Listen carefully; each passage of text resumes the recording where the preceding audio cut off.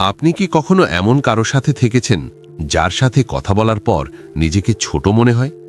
শুরুতে তারা খুব সাধারণ মানুষ বলেই মনে হয়েছিল, কিন্তু ধীরে ধীরে আপনি লক্ষ্য করলেন আগের মতো কথা বলতে সাহস পান না, নিজের সিদ্ধান্তে সন্দেহ হয়, নিজের সক্ষমতা নিয়ে প্রশ্ন তৈরি হয়। সবচেয়ে ভয়ঙ্কর বিষয় হলো আপনি ঠিক ধরতেই পারেন না এই পরিবর্তনের জন্য কে দায়ী। মনোবিজ্ঞান বলছে এটি কাকতালীয় নয়। কিছু মানুষ ইচ্ছাকৃতভাবে আপনার আত্মবিশ্বাস ভাঙতে চায় এবং তারা সেটা করে খুব নির্দিষ্ট কিছু আচরণের মাধ্যমে। আত্মবিশ্বাস ভাঙা মানে শুধু কাউকে গালি দেওয়া বা সরাসরি অপমান করা নয়, বরং সবচেয়ে কার্যকর উপায় হল ধীরে ধীরে একজন মানুষকে নিজের উপর সন্দেহ করতে বাধ্য করা।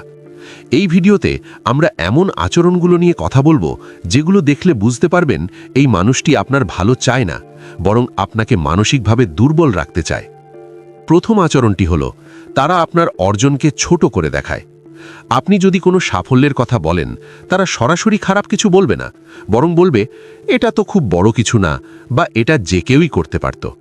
মনোবিজ্ঞানে একে বলা হয় অ্যাচিভমেন্ট মিনিমাইজেশন। এর উদ্দেশ্য হল আপনি যেন নিজের সাফল্যকে গুরুত্ব না দেন এবং নিজেকে সাধারণ বা অযোগ্য ভাবতে শুরু করেন। দ্বিতীয় আচরণ হল তারা সবসময় আপনাকে কারো সাথে তুলনা করে। ও তো তোমার থেকে ভালো করে, ও হলে এটা অনেক আগেই পারত। এই তুলনাগুলো কখনোই আপনাকে অনুপ্রাণিত করার জন্য নয়, বরং আপনাকে মনে করিয়ে দেওয়ার জন্য যে আপনি যথেষ্ট নন। তুলনার মাধ্যমে তারা আপনার সেলফ ওয়ার্থ নষ্ট করে। তৃতীয় আচরণ হল তারা আপনার ভুলগুলোকে অতিরঞ্জিত করে তোলে। আপনি একটি ছোট ভুল করলে তারা সেটাকে এমনভাবে উপস্থাপন করবে যেন এটাই আপনার পুরো ব্যক্তিত্ব। কিন্তু আপনি যদি শত ভালো কাজও করেন, সেটার কোনো মূল্য থাকবে না। মনোবিজ্ঞানে একে বলা হয় নেগেটিভিটি বায়াস ম্যানিপুলেশন। এতে আপনার মস্তিষ্ক ধীরে ধীরে বিশ্বাস করতে শুরু করে যে আমি আসলে সবসময় ভুলই করি। চতুর্থ আচরণ হল তারা আপনাকে সিদ্ধান্তহীন করে তোলে। আপনি যখন কোনো সিদ্ধান্ত নিতে চান, তারা বলবে তুমি কি নিশ্চিত, তুমি কি পারবে? এই প্রশ্নগুলো বাইরে থেকে সাহায্যের মতো শোনালেও ভেতরে ভেতরে এগুলো আপনার ডিসিশন কনফিডেন্স ভাঙে। একসময় আপনি নিজের সিদ্ধান্ত নেওয়ার ক্ষমতাই হারিয়ে ফেলেন। পঞ্চম আচরণ হল তারা আপনার অনুভূতিকে অবমূল্যায়ন করে। আপনি যদি বলেন এটা আমাকে কষ্ট দিয়েছে, তারা উত্তর দেবে তুমি বেশি ভাবছ, বা এটা কোনো ব্যাপারই না। বারবার এমন হলে আপনার মস্তিষ্ক নিজের অনুভূতির ওপর বিশ্বাস হারায়। আপনি ভাবতে শুরু করেন যে আমার অনুভূতি কি সত্যিই গুরুত্বপূর্ণ। ষষ্ঠ আচরণ হল তারা কখনো সরাসরি আঘাত করে না, বরং ব্যঙ্গ করে। সার্কাজম হলো আত্মবিশ্বাস ভাঙার সবচেয়ে নিরাপদ অস্ত্র, কারণ আপনি যদি প্রতিবাদ করেন, তারা সহজেই বলতে পারে আমি তো মজা করছিলাম। কিন্তু এই মজাগুলো বারবার হলে আপনার আত্মসম্মান ধীরে ধীরে ক্ষয় হয়ে যায়। সপ্তম আচরণ হল তারা আপনাকে অপরাধ বোধে ভোগায়। তারা এমনভাবে পরিস্থিতি তৈরি করে যে শেষ পর্যন্ত আপনিই নিজেকে দোষী মনে করেন।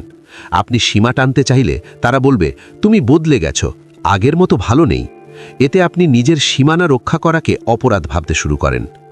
অষ্টম আচরণ হল তারা আপনার শক্তিগুলোকে হুমকি হিসেবে দেখে। আপনি যত আত্মবিশ্বাসী হন, তারা তত অস্বস্তিতে পড়ে। তাই তারা চায় আপনি যেন নিজেকে ছোট করে রাখেন। এই মানুষগুলো আপনার উন্নতি দেখে খুশি হয় না, বরং ভেতরে ভেতরে ভয় পায়, কারণ আত্মবিশ্বাসী মানুষকে নিয়ন্ত্রণ করা যায় না। নবম এবং সবচেয়ে বিপজ্জনক আচরণ হল তারা আপনাকে নিজের পরিচয় নিয়ে সন্দেহে ফেলে দেয়।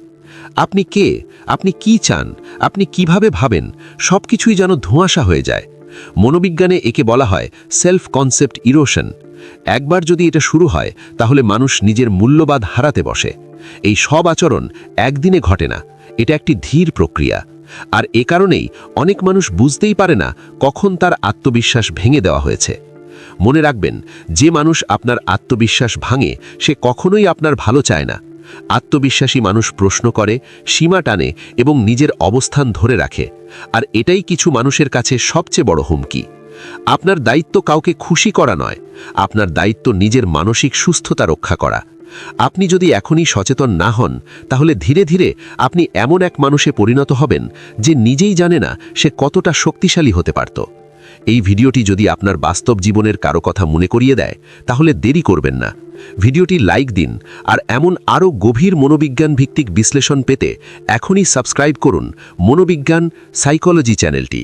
এই ভিডিওটি শেয়ার করুন, কারণ হয়তো আপনার শেয়ারই কাউকে মানসিকভাবে বাঁচাতে পারে।